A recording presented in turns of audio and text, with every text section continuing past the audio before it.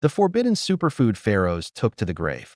Why the government calls it a menace, the ancient survival tuber that produces more calories than wheat, survives any drought, and is currently being poisoned out of existence by industrial agriculture. Imagine a food so powerful that the ancient pharaohs of Egypt literally refused to leave this world without it. We aren't talking about gold or jewels. When archaeologists cracked open 6,000-year-old pre-dynastic tombs, they found something far more valuable for the journey into the afterlife: dried, carefully preserved tubers. This plant has sustained entire civilizations for 6 millennia.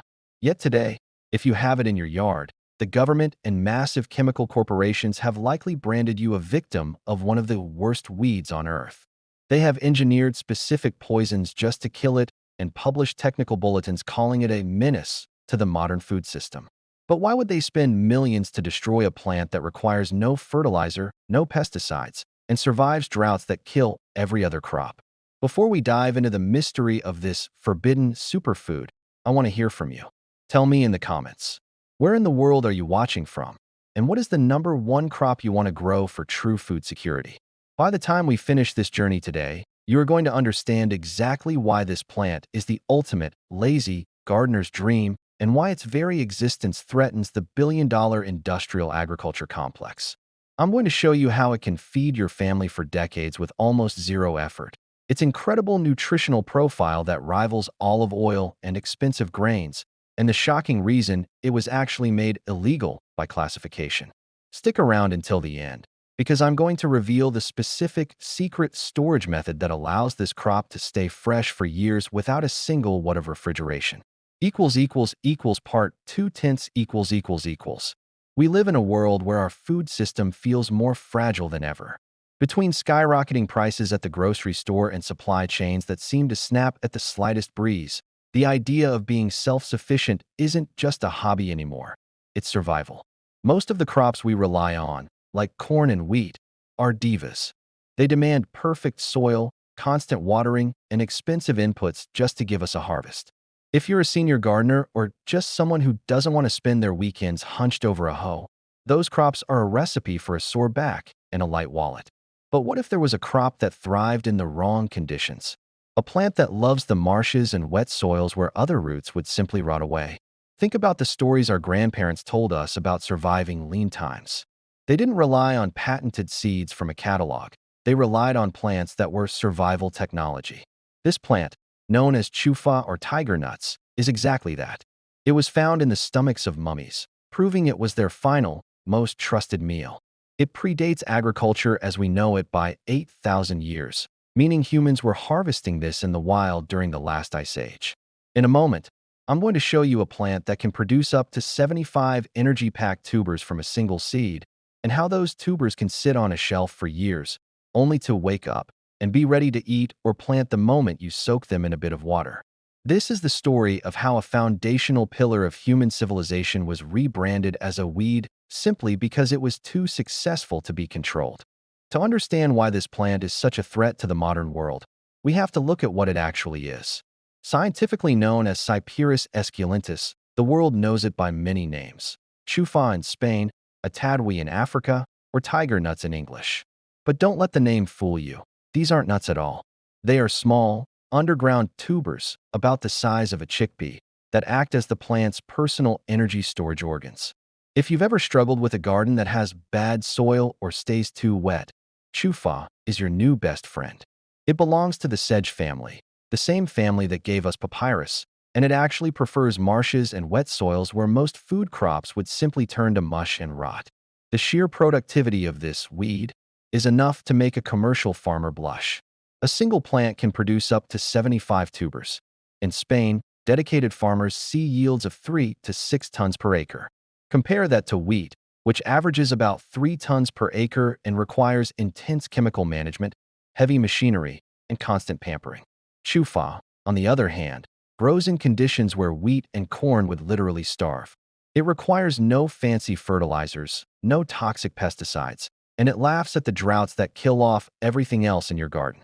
For the senior gardener or the lazy homesteader, this is the ultimate set-it-and-forget-it crop. You aren't just planting a garden. You're installing a self-replicating survival system that produces more calories per acre than almost any other cultivated crop on the planet. Now, let's talk about why the ancient Egyptians considered this a sacred food. It wasn't just because it was easy to grow, it's because it is a nutritional powerhouse. If you were stranded and could only have one food, you'd want it to be chufa. These tubers contain up to 10% protein, which is comparable to many grains, but with a massive advantage. Chufa contains all the essential amino acids your body needs to function. It's also packed with healthy fats, specifically oleic acid, the same heart-healthy fat found in expensive olive oil. In fact, it's so oily that researchers have proposed using it as a biodiesel crop. But for those of us watching our health, the real magic is in the starch.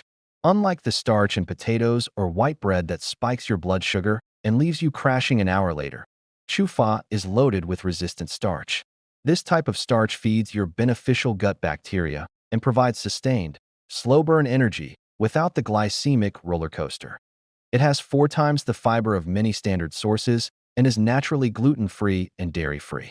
You can grind it into a rich flour, blend it into a creamy milk like the famous Spanish horchata, or just eat them raw right out of the ground for a sweet, nutty snack that tastes like a cross between an almond and a coconut. Stick with me, because in a moment we're going to cover the criminal side of this story, why something so healthy and easy to grow has been systematically demonized by the people who sell us our food. If this is helping you plan your own survival garden, tap that like button so more people can discover this forgotten wisdom. If chufa is so incredible, you have to ask, why isn't it in every pantry in America? The answer is simple and a bit brutal. Chufa cannot be controlled. In the eyes of industrial agriculture, a plant that grows itself is a liability, not an asset. Because it is a public domain plant that has been around for 16,000 years, no corporation can patent it. You can't sell expensive, patented seeds to a farmer if that farmer can just save a handful of tubers and replant them indefinitely. Even worse for the big companies, you can't sell fertilizers or pesticides for a crop that naturally outcompetes weeds and thrives in poor, unmanaged soil. This is why the agricultural industry declared war on it. They branded the wild form of chufa, known as yellow nutsedge, as one of the world's worst agricultural weeds. They didn't call it a menace because it's poisonous. It's actually delicious. They called it a menace because it refuses to die. The USDA even published technical bulletins dedicated entirely to its eradication. Think about that for a second. Taxpayer resources were used to study how to kill a plant that fed the pharaohs and sustained humanity through the Ice Age. They created an entire pharmacopoeia of poisons, chemicals like glyphosate and halosulfuron, specifically engineered to stop chufa from growing. They taught farmers to see abundance as a problem that requires a chemical solution. But here is the irony.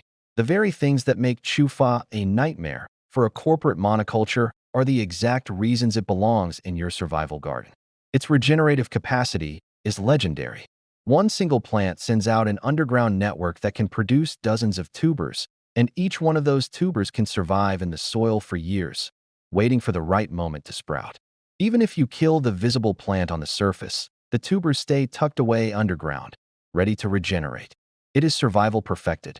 While modern commodity crops are fragile and require perfect conditions, chufa just grows. For the lazy gardener or those with limited mobility, this is a dream come true. You don't need heavy machinery or intense labor to get a harvest. Traditionally, these were gathered by hand or with simple tools, making them accessible to almost anyone.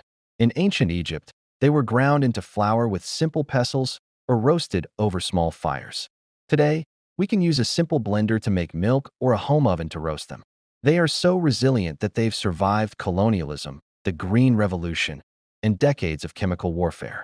Stick with me, because in a moment we're going to cover exactly how you can start your own small survival patch of this ancient superfood and the specific way to store them so they last almost forever. If you're ready to reclaim this ancient wisdom for your own backyard, you'll be happy to know that chufa is one of the easiest crops to get started, especially for those who want a plant once harvest forever kind of garden. To start, you simply need the dried tubers, often sold today in health food stores as tiger nuts. Because these tubers are survival technology, they can be stored dry for years. When you're ready to plant, You just soak them in water for a few hours until they swell back to their full size. This wakes up the plant and tells it it's time to grow. You don't need a tractor or even a deep-tilled garden bed. Chufa is a sedge that thrives in sunny spots and actually enjoys soil that stays a bit moist or even marshy. For the lazy gardener, this means you can tuck them into those low-lying areas of your yard where other plants usually struggle with wet feet. You plant them just a couple of inches deep, and because each plant can produce up to 75 tubers, you don't need a massive field to get a significant amount of food. They require virtually no fertilizer, as they are evolved to find nutrients in poor soils where wheat or corn would starve. Once they're in the ground, their natural resilience means they'll do most of the work for you, spreading their underground network while you sit back and watch. As your chufa patch grows, you'll notice it looks like a lush, ornamental grass with triangular stems. But the real treasure is hidden beneath the surface. Harvesting usually happens in the fall, once the foliage begins to yellow. For a senior-friendly approach, you can grow them in large containers or raised beds filled with loose, sandy soil. This makes harvesting as simple as tipping the pot over and sifting the tubers out of the dirt. No heavy digging or back-breaking labor required. Once you have your harvest, you have a survival resource that is better than any canned good. Ancient peoples would harvest them, wash them, and simply let them air dry. That's it. No expensive canning equipment, no sugar-heavy preserves, and no electricity required. Once dried, they become hard and shelf-stable indefinitely. You can store them in a simple jar or sack in your pantry. When you're hungry, you can eat them dry for a chewy, nutty snack, or rehydrate them in water to make them tender again. It's a closed-loop system. Eat some, save some, and plant the rest next season to double your yield. Stick with me, because in a moment we're going to cover the secret ways to prepare these tubers that have been passed down from the time of the pharaohs to the modern Spanish kitchen. The ancient wisdom of how to use this tuber is just as resilient as the plant itself. In the tomb of Rekhmire, a high-ranking official in ancient Egypt, wall paintings depict workers grinding these tubers with long pestles and mixing them with honey to create sacred cakes called Habal Aziz. These weren't just snacks, they were survival technology designed to last. Today, you can recreate this by grinding your dried chufa into a fine flour. Because it's naturally sweet and fatty, it makes an incredible gluten-free alternative for baking or thickening soups.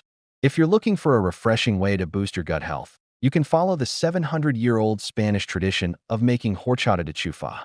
You simply soak the tubers, blend them with water, and strain out the pulp to create a creamy, milk-like beverage that is packed with the resistant starch your gut bacteria love. Even the waste from this plant is valuable. In Africa, the Hausa people have cultivated chufa for generations, trading it in markets as a staple food that survives even the harshest colonial or agricultural shifts. Beyond the kitchen, the high oil content, producing about 174 gallons of oil per acre, means that in a true long-term survival scenario, you aren't just growing food, you're growing a potential fuel and lighting source. The ancient Egyptians even used chufa mixtures for medicinal fumigations to sweeten the air of their homes. When you plant chufa, you aren't just adding a vegetable to your garden. You are reclaiming a multi-purpose tool that humans have leaned on for 16,000 years. The story of chufa is a powerful reminder of how easily we can be convinced to destroy the very things that could save us. They classified it as a weed because they couldn't patent it, and they created poisons to kill it because they couldn't commodify its independence. But 16,000 years of history prove that this plant doesn't need a corporation's permission to thrive. It still grows wherever conditions allow, still produces nutrient-dense tubers, and still offers the same food security that sustained the pharaohs. If you forget everything else today, remember this. The most invasive plants in your garden are often the most successful survivors.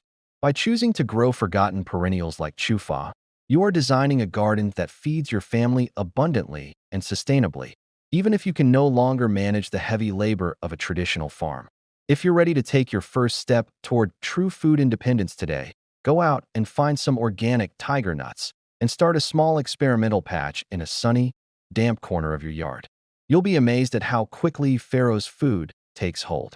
If this journey into the forbidden vault of nature has opened your eyes, make sure to hit that like button, subscribe, and ring the bell so you don't miss our next deep dive into lost wisdom. Tell me in the comments, Which one of these ancient uses are you going to try first, and what country are you watching from? If you want to see a video on the 10 medicinal weeds currently hiding in your lawn that the chemical companies also want you to kill, comment medicinal below. Until next time, keep growing, stay resilient, and remember what the ancients never forgot. Would you like me to research more forgotten perennial crops that are specifically suited for senior-friendly or low-input gardening?